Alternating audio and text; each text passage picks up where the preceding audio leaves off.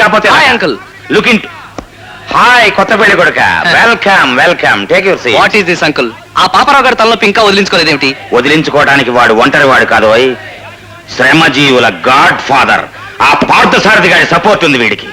వాడిని చూసుకునే ఈ పాపారావు గారి నిరాహార దీక్ష ఇంతకాలం కొనసాగించాడు. మరి ఆ పాపారావు చేత ఈ నిరాహార దీక్షను బ్రేక్ చేయించడం ఎలా?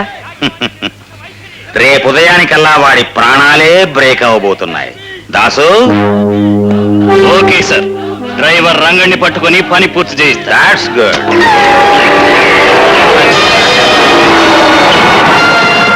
పట్టండి తప్పండి.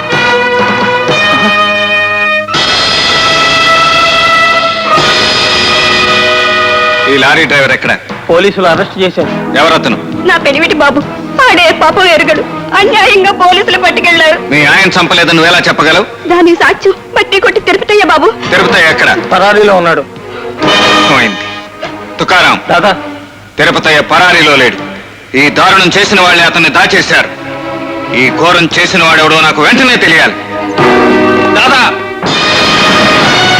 పాపారావుని చంపించిన వాళ్ళలో వీడు ఒకరు. దాదా, సాక్షి తిరుపతయ్యను ఎక్కడ దాచారు? నాకు తెలీదు. దాదా, యమపాశం మీద చెయ్యి వేశాడంటే నీ పిల్లం తాడు దిగిందన్న మాటేరా? నిజం చెప్పు. నిజంగా ముఠాతో నాకు ఎలాంటి సంబంధం లేదు. యముడి పాశం మనిషి ప్రాణం తీస్తుంది. ఈ పార్థుడి పాశం మనిషిలోని నిజాన్ని రాబడుతుంది. చెప్పు, తిరుపతయ్యను ఎక్కడ దాచారు? నాకు తెలీదు. తెలీదు?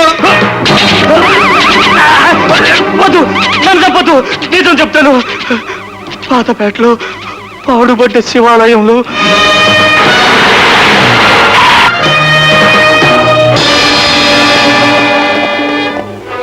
తిరుపతయ్య, తిరుపతయ్య,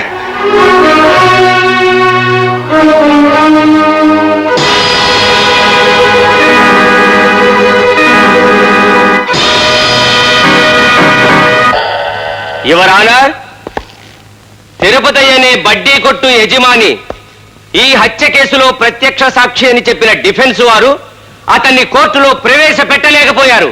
కాబట్టి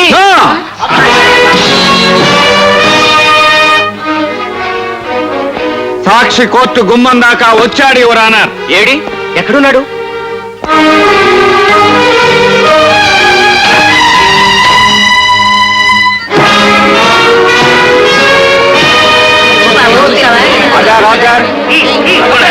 ఈ శవం సాక్ష్యాలా చెప్తుంది. యువర్ ఆనర్, కోర్టుకు బయలుదేరే ముందు కొందరు దుర్మార్గులు ఇతన్ని హత్య చేశారు. చనిపోయే ముందు ఈ కేసుకు సంబంధించిన ఒక అతి ముఖ్యమైన సాక్ష్యాన్ని ఇతను నాకు చెప్పాడు. దాన్ని నేను కోర్టు వారికి తెలియజేయడానికి వచ్చాను. I object your honour. చనిపోయే ముందు తిరుపతయ్య ఇతనికి ఏం చెప్పాడో మనకు తెలియదు. కాబట్టి ఇతని సాక్ష్యం చెల్లదని మనవి చేసుకుంటున్నాను. యువర్ ఆనర్, ఇదే తిరుపతయ్య చనిపోతూ ఆ నిజాన్ని ఒక పోలీస్ ఆఫీసర్కి చెప్పుంటే అది ఒక స్టేట్మెంట్ గా రికార్డ్ అయి ఉండేది. ఇదే తిరుపతయ్య ఆ నిజాన్ని ఒక మేజిస్ట్రేట్ ముందు రికార్డ్ చేసి ఉంటే దాన్ని మరణ వాంగ్మూలంగా అంగీకరించేవారు. ఇదే నిజాన్ని ఒక డాక్టర్ ధృవపరిస్తే దాన్ని మీరు డెత్ సర్టిఫికెట్ గా స్వీకరించేవారు. ఇదే సాక్ష్యాన్ని ఒక బాధ్యత గల పౌరుడిగా, ధర్మం కోరుకుంటున్న వ్యక్తిగా నేను కోర్టులో చెప్పడానికి వస్తే మీరు చెల్లదు పొమ్మంటున్నారు. యువర్ ఆనర్, నిజాన్ని అతని శవంతో పాటు దహనం చేస్తే ఆ అమాయకుడు చట్ట వ్యతిరేకంగా చనిపోయిన వాడవుతాడు. ఈ అభాగ్యుడు చట్టబద్ధంగా చంపబడతాడు. ఆలోచించండి న్యాయమూర్తి గారు. అతని సాక్ష్యం వినడానికి కోర్టు అనుమతిస్తుంది. నరసింహం నిర్దోషి అయితే మరి దోషి ఎవరు? చట్టానికి దొరకని డ్రైవర్. ఆ సంఘటన జరిగిన రోజు నరసింహం లారీ ఆపి తిరుపతయ్య బడ్డీ కొట్టు దగ్గర దిగాడు.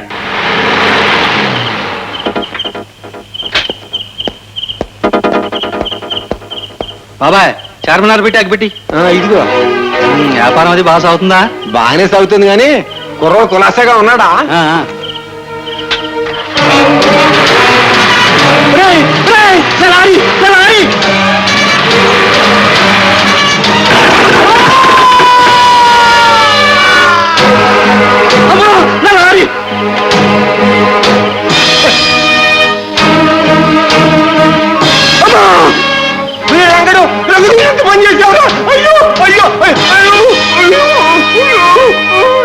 ఇదే యువర్ ఆనర్, చనిపోయే ముందు తిరుపతయ్య నాకు ఇచ్చిన వాంగ్మూలం.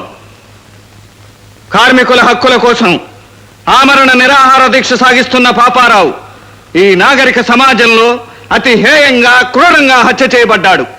ఏ కార్మికుల హక్కుల కోసం అతను పోరాడాడు, అవి సాధించకుండానే చంపబడ్డాడు. పాపారావు తన పోరాటంలో సహజంగా మరణించి ఉంటే యాజమాన్యం కిందికి దిగి వచ్చి అతని కోరికల్ని తీర్చి ఉండేది. అమరజీవి పొట్టి శ్రీరాముల మరణం తెలుగు వారికి ఆంధ్ర రాష్ట్రాన్ని తీసుకొచ్చినట్లే ఈ పాపారావు మరణం అపరిష్కృతంగా ఉన్న తోటి కార్మికుల సమస్యల్ని పరిష్కరించాలి. This is my humble request to the honourable judge. Paparao హత్య కేసులో నిందితుడు నిర్దోషని విడుదల చేయడమైనది. నిజమైన హంతకుని అరెస్టు చేసి కోర్టులో హాజరుపరచవలసిందిగా పోలీసు శాఖను కోరుతూ తీర్పు చెప్పడమైనది.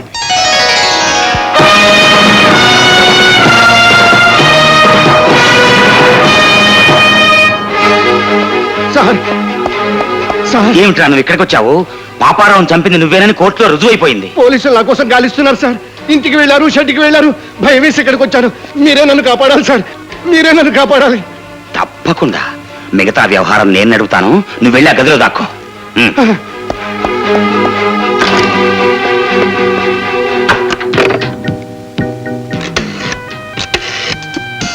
హలో పోలీస్ స్టేషన్, నేను జేబీని మాట్లాడుతున్నాను.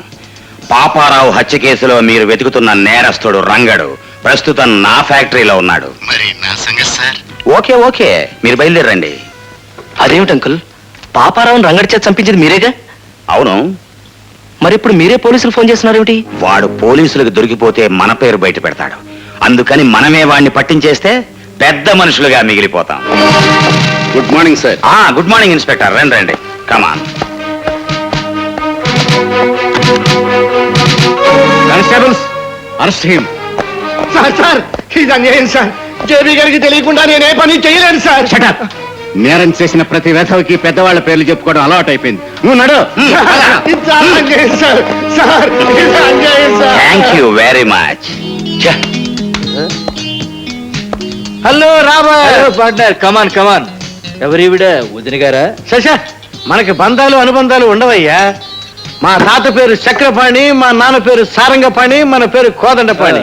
పాణిగ్రహణం కాకుండానే పిల్లా పాపలకి వంశమయ్యా మాది. ఈ పిల్ల మన అరువు తెచ్చుకుని ఆటిని రాణి. హలో జేబీ, సారీ అండి, పొద్దునే పేపర్లో చూశా.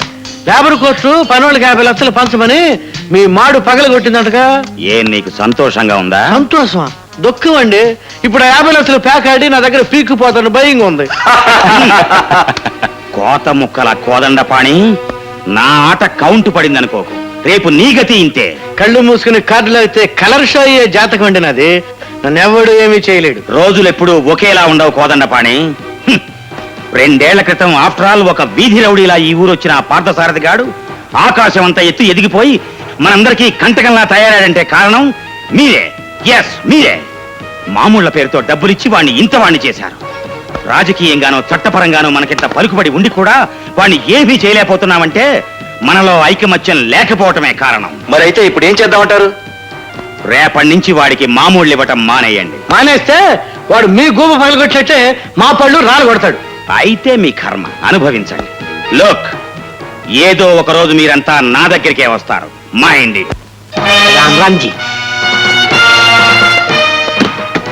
కోదండపాణి, ఎంతుందా బాక్స్ లో? ఎప్పుడు ఇచ్చారు ఎక్కువేనండి, 5 లక్షలు. వచ్చే నెల ఇదే తారీఖున ఇదే బాక్స్ లో 10 లక్షలు పెట్టాలి నువ్వు. మళ్ళీ ట్యాక్స్ పెంచారా? ఇదేం పద్ధతి కలేదండి. 84లో 1 లక్ష అన్నారు, ఇచ్చాం. 85లో 2 లక్షలు అన్నారు, ఇచ్చాం. 86లో 5 లక్షలు అన్నారు, ఇచ్చాం. ఇప్పుడు 10 అంటున్నారు. అదే గవర్నమెంట్ కూడా ట్యాక్స్ పెంచడంలో ఇంత స్పీడ్ గా లేదే. గవర్నమెంట్ నీ తెల్ల సంపాదనకు ట్యాక్స్ వేస్తుంది, నేను నీ నల్ల రాబడికి పన్ను వేస్తున్నాను. నీ నల్ల రాబడి పెరిగింది, నా ట్యాక్స్ పెరిగింది. అంటే మీరే గవర్నమెంటా? లేకపోతే ప్యాకెట్ లో ఇస్పెట్ రాజా. అవును, రాజునే.